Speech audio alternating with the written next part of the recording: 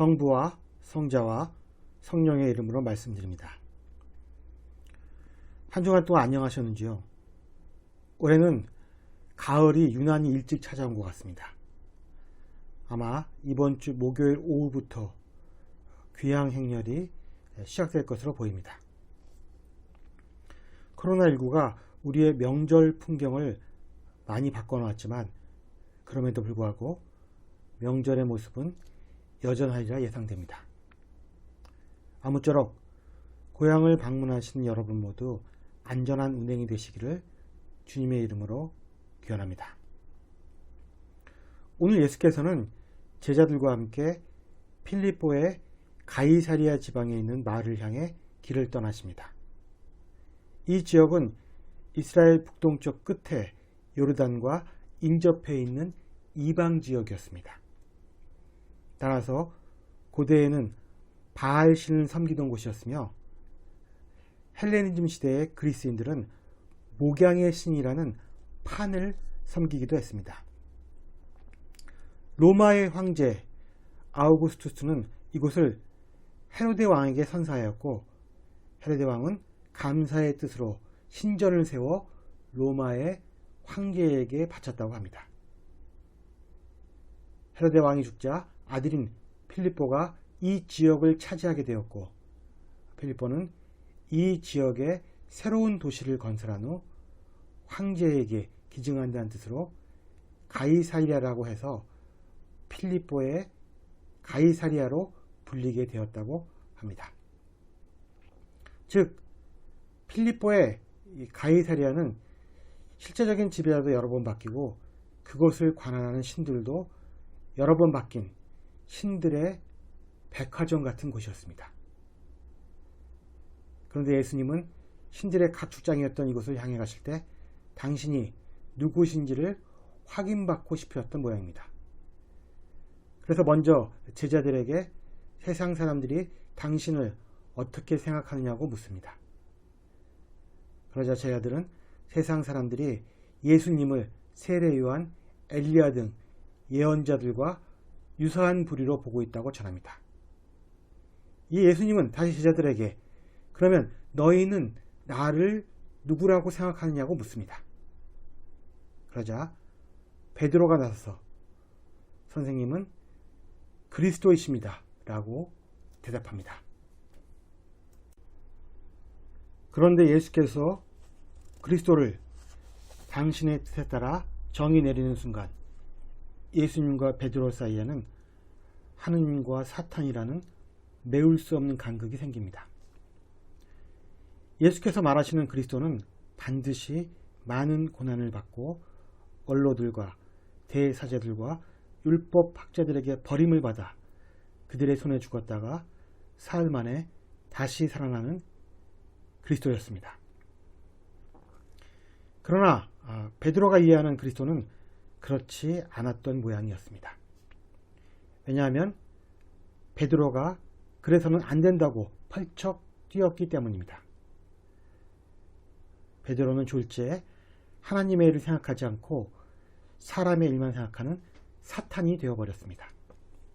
그렇다면 하나님의 일이란 무엇일까요? 요한복음 6장에는 이런 말씀이 나옵니다. 하나님의 일은 그분께서 보내신 일을 너희가 믿는 것이다. 베드로는 입으로 예수를 그리스도로 고백했지만 예수님이 말하는 그리스도의 삶과 고난 그리고 죽음과 부활에 대한 이해는 전무했고 또 믿지도 않았습니다. 그는 오직 자신의 그리스도 개념에 몰두했던 것입니다. 따라서 예수님은 베드로를 포함한 제자들과 군중을 한자리에 불러놓고 그리스도와 그리스도를 따른 삶이 어떠해야만 하는가에 대해 말씀하실 수밖에 없었습니다. 나를 따르려는 사람은 누구든지 자기를 버리고 자기의 십자가를 지고 따라야만 할 것이다. 또 자기 목숨을 살리려는 사람은 그 목숨을 잃고 그리스도 때문에 복음 때문에 자기 목숨을 잃는 사람은 오히려 살게 되는 패러독스의 세계에서 살게 될 것이다. 이것은 예수님이 제자들과 군중에게 한 말씀이기도 하지만 하나님이 예수님께 보여주신 그리스도의 길이기도 했습니다. 그리고 그 길은 아직까지 경험하지 못했으며 무엇과도 바꿀 수 없는 하나뿐인 목숨을 걸어야 하는 죽음의 길이기도 했습니다. 베드로는 그리스도라는 개념에 대한 이해도 부족했으며 그것조차 자신의 입장에서 해석하여 쉽게 내뱉는 가벼운 입이 문제였습니다. 예전에 제가 한 후배에게 볼만한 영화에 대해 추천을 한 적이 있었습니다. 제가 꼽은 영화는 미드소마와 랍스터라는 다소 철학적이고 깊이가 있는 오컬트 장르의 영화였습니다. 그런데 입놀림이 가벼운 그 후배는 미드소마를 미드소바? 한밤중에 먹는 소바라고 하면서 제목을 가지고 장난을 치기 시작했습니다. 평소에도 자신의 뛰어난 재치와 머리를 자랑하느라 말장난으로 갑자기 화제를 돌려 사람들로부터 빈축을 산 적이 있던 그 후배는 10중 8구 제가 추천한 영화는 보지 않았을 것입니다. 그런데 그 후배가 자신의 은사가 추천한 거라며 꼭 보라고 소개한 영화가 있었습니다. 제목은 레바논 내전의 참상을 그린 그을린 사랑이었습니다. 과연 수작이었습니다. 그러나 저는 제가 추천한 영화도 그에 못지않은 수작이라고 생각했습니다. 저는 이 영화를 후배와 관련지어 생각했습니다. 아마 내가 그을린 사랑을 추천했다면 그 후배는 얼룩진 사랑? 이런 식으로 말장난을 하면서 영화는 보지 않았겠지? 후배에게는 영화의 내용이 중요한 것이 아니라 그것을 누가 추천했느냐가 중요한 것이 아닌가 하는 생각이 들었습니다. 후배는 자신의 말이 본인도 모르게 상대방을 하찮은 사람으로 만들고 있다는 사실을 깨달지 못하는 것 같았습니다. 더 이상 하찮은 사람, 본인이 생각하기에는 편한 사람일지도 모르는 그런 대접을 받는 것도 싫고 또한 후배의 그런 캐릭터에 염증이 나기도 해서 한참 동안을 연락하지 않았습니다. 그런데 지난 8월 말쯤 그 후배로부터 9월 초순에 맥주나 한잔 하자는 연락이 왔습니다. 그러나 오늘이 12일인데 아직까지 연락이 오지 않고 있습니다.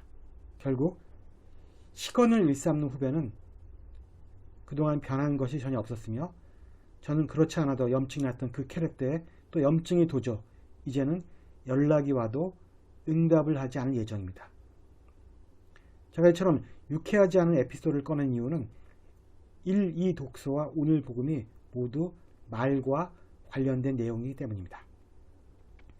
따라서 오늘 복음을 1독서, 2독서와 관련지어서 살펴본다면 우리가 포커스를 맞춰야 할 내용은 예수의 그리스도됨의 의미라기보다는 베드로의 말실수와 혀의 남용이고 그것은 왜 일어나는가에 대한 이해입니다. 1독서인 잠언은 의인화된 지혜가 철부지와 거만한 자 그리고 미련한 자에게 충고의 말을 전하는 모습을 그리고 있습니다.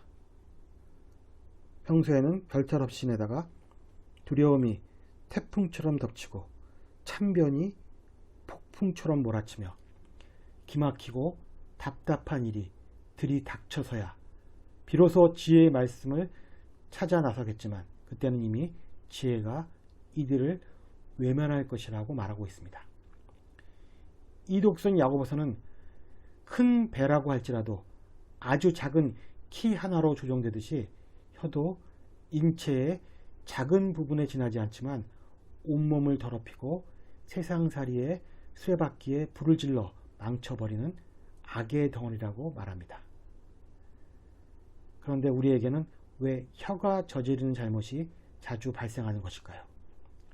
그것은 말이라는 것이 혼자 하는 것이 아니라 관계를 전제로 존재한다는 사실을 까먹고 있기 때문입니다.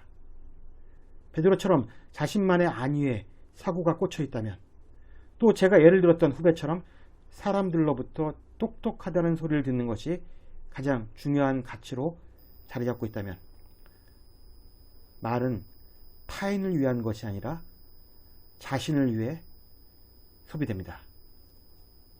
즉 사람들과의 관계에서 사용해야 할 말을 자신만을 위해 사용하기 때문에 자신도 모르게 시건을 남발하게 되는 것입니다. 오늘 복음의 결론으로 예수님은 이렇게 말씀하십니다. 나와 내 말을 부끄럽게 여기면 사람의 아들도 아버지의 영광에 쌓여 거룩한 천사들을 거느리고 올 때에 그를 부끄럽게 여길 것이다. 하나님은 말씀으로 존재하신 분입니다. 그리고 그 말씀이 사람이 되신 분이 바로 예수님입니다. 우리의 모든 것이 말씀으로부터 시작되었다는 것, 보이는 것이 보이지 않는 것으로부터 생겨났다는 것, 이것은 말의 위력이 얼마나 대단한지를 보여주는 신뢰입니다. 그리고 우리 역시 우리가 했던 말로 기억될 것입니다. 주님께서 부끄럽게 여기지 않는 저와 여러분이 되기를 기도합니다. 성부와 성자와 성령의 이름으로 말씀드렸습니다. 아멘.